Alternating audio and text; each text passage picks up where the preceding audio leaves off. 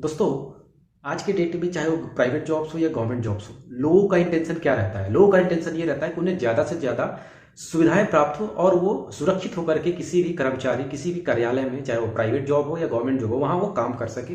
और कंपनियां भी ये सुनिश्चित करती है कि उनके यहाँ काम करने वाले लोग, चाहे गवर्नमेंट जॉब में हो, प्राइवेट जॉब में हो, उनको सारी सुविधाएं प्रदान की जा सके ताकि वो निश्चिंत होकर के, उस फोकस्ड होकर के उस कंपनी में काम करें, उस सरकारी संस्था में काम करें। चाहे वो पेंशन की बात हो, चाहे वो सैलरी की बात हो, चाहे वो पीएफ की बात हो, या चाहे वो इंश्योरेंस की बात हो, चाहे वो पॉलिसी की बात हो। बहुत सारी सरकारी संस्थाएं और प्राइवेट संस्थाएं भी ऐसी सुविधाएं प्रदान करती हैं। लेकिन दोस्तों, आपको ये जानकर आश्चर्य होगा कि बिहार की एक ऐसी व्यवस्था है जहां पे सैलरी तो दूर, उन्हें एक बेसिक सुविधाएं भी नहीं दी जा रही हैं और वो कई सालों से अपनी निरंतर सेवा सरकार को दे रहे हैं। जी हाँ दोस्तों, प्राइवेट सेक्टर की बात नहीं कर रहा, मैं एक ऐसी संस्था की बात कर रहा हूं जो कि कल तकरीबन पिछले 30 सालों से सरकार की सेवा लगातार अपनी निष्ठा के साथ करते आ रहे हैं। लेकिन आज तक जानकर यह आश्चर्य होगा कि ना ही उन्हें आज तक पेंशन दिया गया, ना ही आज तक उन्हें सैलरी दी गई, नियत वेतनमान दिया गया, और ना ही उन्हें किसी भी तरीके का इंश्योरेंस पॉलिसी दी गई, ना ही उन्हें किसी भी तरीके का सरकारी सुविधाओं का लाभ दिया गया। जी हाँ दोस्तों, बिहार में एक ऐसी ही नीति है जिसे हम बोलते हैं वित्त रहित शिक्षा नीति। वित्त रहित शिक्षा नीति, विदाउट एड। दोस्तों, ये एक ऐसी शिक्षा नीति है जिसमें शिक्षक को सरकार के द्वारा बच्चों के पास करने के आधार पर एक सैलरी के रूप में साल में एक छोटी सी अमाउंट दी जाती है। इसमें भी दोस्तों ऐसा होता है कि जो वहाँ की जो कार्यकारी समिति होती है, विद्यालय की प्रबंधन कमेटी जो होती है, या उच्च विद्यालय की प्रबंधन कमेटी होती है, या इंटर कॉलेज की प्रबंधन कमेटी होती है, या फिर विश्वविद्यालय की प्रबंधन कमेटी होती है, वो पैसा इधर उधर घोलमेल होकर के उन्हें जो पैसे के हकदार शिक्षकों को होना चाहिए वो पैसा नहीं मिलता। और इसमें कहीं ना कहीं फेल्योर जो है स्टेट गवर्नमेंट है, बिहार गवर्नमेंट है। दोस्तों, ये शिक्षक ऐसे हैं जो वित्त रहित शिक्षा नीति के अंतर्गत आते हैं। वो ऐसे शिक्षक हैं जिन्हें आज तक कभी नियत वेतनमान किसी भी तरीके का नहीं दिया गया। इन्हें कई सालों से एक अनुदान के रूप में कुछ पैसे मिलते हैं, वो भी कई सालों से इनके अनुदान भी रुके हुए हैं। लेकिन इनके जो समस्याएं हैं कोई सुनने वाला नहीं है।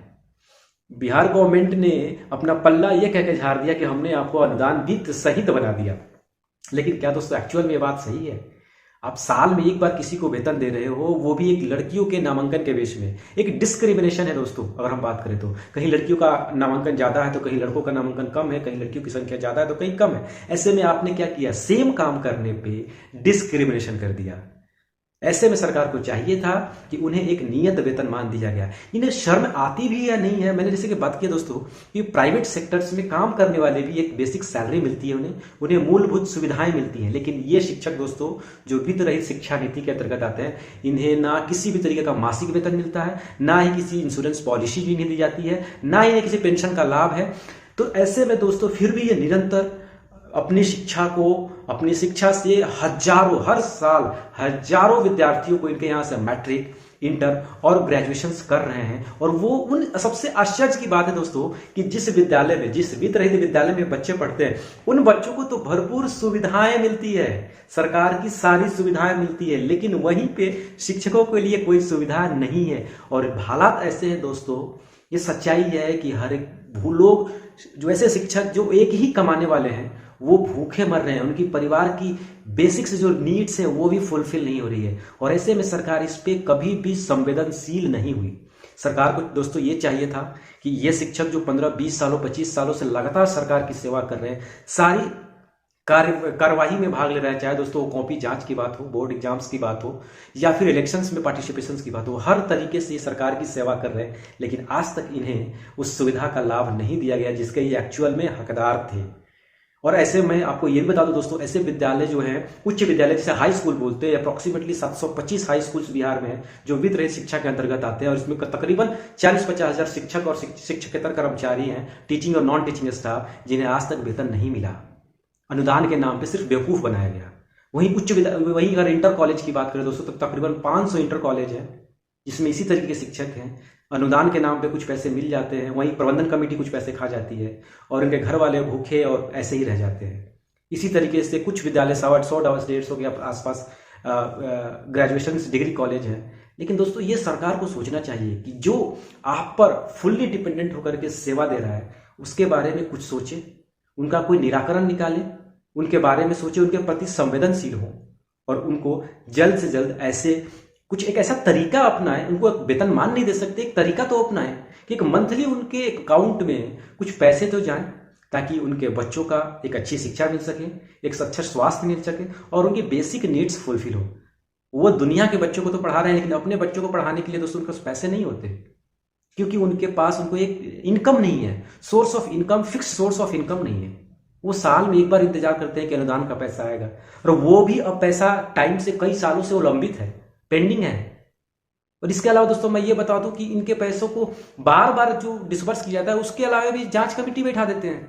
अरे आपका इंटेंशन क्या है वो तो क्लियर करो। मैं तो सरकार के अगर कोई भी प्रतिनिधि या खुद सरकार के कोई भी मंत्री अगर ये देख रहे हैं, वीडियो अगर देख रहे हैं, या फिर दोस्तों आप मेरी बात उन तक पहुंचाना चाहते हैं, तो इस वीडियो को शेयर करें, उनके पास ले जाएं, उनको समझाएं, उनको एक इमोशंस अगर उनके अंदर थोड़ी सी भी है इन फैमिली के प्रति, इन शिक्षकों के प्रति, उनके परिवार के प्रति, उनके बच्चों के भविष्य के प्रति, तो जल्द से जल्द इसका एक निराकरण करें, ताकि उनके घर में भी बच्चे एक अच्छा स्वास्थ्य, एक अच्छी शिक्षा ग्रहण कर सके, उनका परिवार का भरण पोषण अच्छे तरीके से हो सके।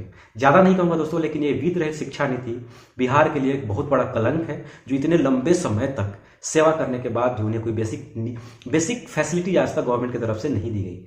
वहीं अगर हम प्राइवेट में अगर ये दोस्तों अगर काम कर रहे होते तो इनकी भी सैलरी, पीएफ और बहुत सारे फैसिलिटीज ऐसे प्राइवेट सेक्टर्स देती है, तो गवर्नमेंट क्यों पीछे है? मुझे तो यही नहीं समझ में आती, क्या इंटेंशन हैं? आप इसको क्लियर तो कीजिए। आपको पता है यहाँ से हजारों लाखों बच्चे हर साल पास करते हैं। इनके इंफ्रास्ट्रक्चर, इन स्कूलों का इंफ्रास्ट्रक्चर कई सरकारी स्कूलों से बेहतर है, तो क्यों नहीं इनको आप अपने मैप में इसको इंक्लूड करते हैं, अपने स्कूल्स के मैप में इंक्लूड करते हैं? क्या इंटेंशंस हैं आपके? क्लियर तक करो। सारे पैरामीटर फुलफिल करने के बाद भी इन्हें अपनी बेसिक नीड्स के लिए सरकार के सामने झोली फैलाना पड़ता है। दोस्तों मैं तो काफ़ी स्तब्ध रहता हूं जब वित्त रहित शिक्षकों के बारे में सोचता हूं। आपके क्या ख्याल है और आपको ये मेरा इन्फॉर्मेशन कैसा लगा? और दोस्तों इस वीडियो को ज़्यादा से ज़्यादा शेयर करें, लोगों के बीच अवेयर करें, और कोशिश करें कि किसी प्रतिनिधि के पास, बिहार सरकार के किसी प्रतिनिधि के पास मेरा ये वीडियो पहुंचे, थोड़ा इमोशनली वो डिसीजन लें, थोड़ा इन शिक्षकों के परिवार की भविष्य के बारे में सोच करके डिसीजन लें, ताकि ये भी अपने बच्चों का भविष्य संवार सके। क्योंकि ये ऑलरेडी दूसरे के बच्चों का भविष्य तो संवार ही रहे, लेकिन अपने बच्चों के भविष्य के लिए इनके झोली में एक फूटी कौड़ी नहीं है। बस दोस्तों इससे ज़्यादा कुछ नहीं बोलूँगा। धन्यवाद। जय हिंद।